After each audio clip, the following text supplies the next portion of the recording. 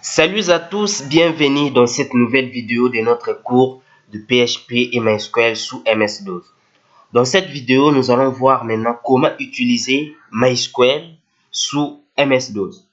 Donc, vous saurez comment gérer vos bases de données sous interface console. Donc, il n'y aura pas de graphique ici.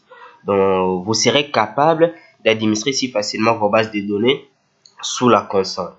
C'est pour cela, sans plus tarder, nous allons faire la même chose comme on avait fait dans la vidéo précédente. Ce que nous allons faire, c'est ajouter tout simplement MySQL dans les variables d'environnement. Donc, comme je l'ai décrit bien avant, donc nous allons les faire sous WAMP et sous AMP. Donc, pour le faire, premièrement, on va essayer de le faire sous WAMP. Qu'est-ce que nous allons faire? Nous allons simplement partir dans les disques où on avait installé notre serveur WAMP.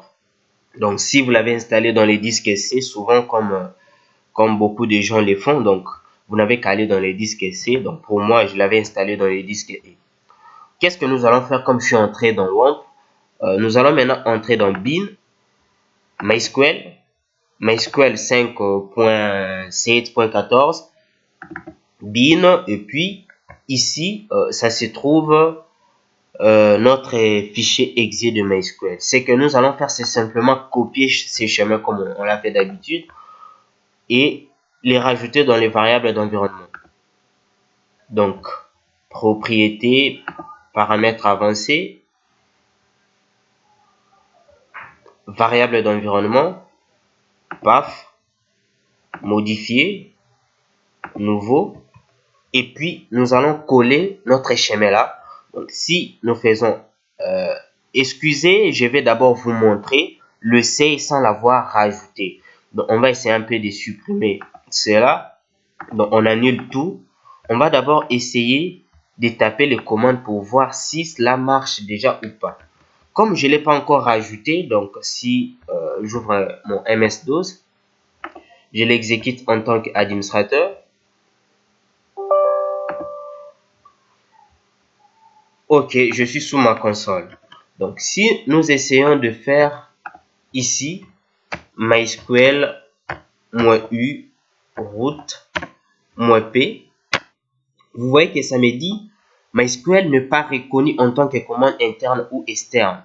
C'est pour cela nous devons les rajouter dans les variables d'environnement pour que notre console parvienne à reconnaître MySQL comme commande. C'est pour cela, comme la procédure qu'on avait fait, donc on n'est qu'à entrer là.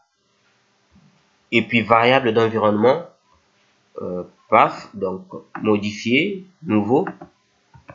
Nous collons notre variable d'environnement là. Nous faisons OK, OK, OK. Et nous fermons cette fenêtre. Si nous réouvrons notre console, et que nous essayons de taper MySQL -u root-p, vous voyez que ça nous demande de faire entrer le mot de passe. Si on fait Enter, tellement qu'il n'y a pas de mot de passe, qu'est-ce que ça dit? Ça nous donne ces messages d'erreur pour nous dire simplement que nous ne sommes pas connectés à MySQL. Pourquoi? Parce que c'est tout simplement parce que je n'ai pas exécuté mon serveur WAMP. Donc, ce que nous allons faire, c'est l'exécuter pour que cette commande soit bien exécutée. Ça fait trop d'exécuter. OK. Je l'exécute en tant qu'administrateur. Oui. J'attends jusqu'à ce que ça s'allume. Oups, qu'est-ce qui ne va pas avec mon serveur? Ok, cela est bien allumé. Donc, je rentre, j'exécute mon envie de commande. Cette fois-ci, si nous essayons de faire MySQL -u root.p, on nous demande les mots de passe. Il n'y a pas de mot de passe. Vous voyez qu'on nous dit Welcome to MySQL, ainsi de suite, comme vous pouvez le voir. Et là, j'ai MySQL. Ça veut dire que maintenant, j'ai accès à toutes mes bases de données et ainsi de suite.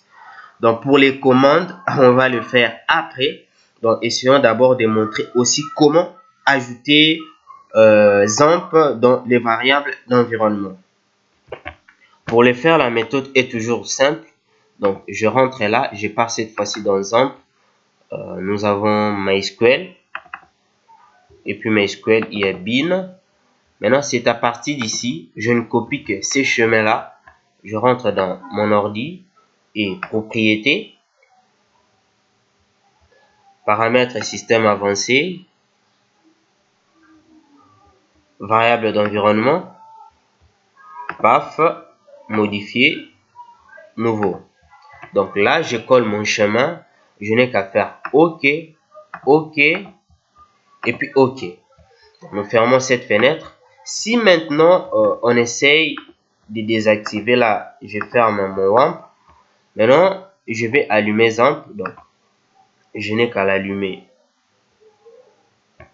Il est là, je fais Start, Start.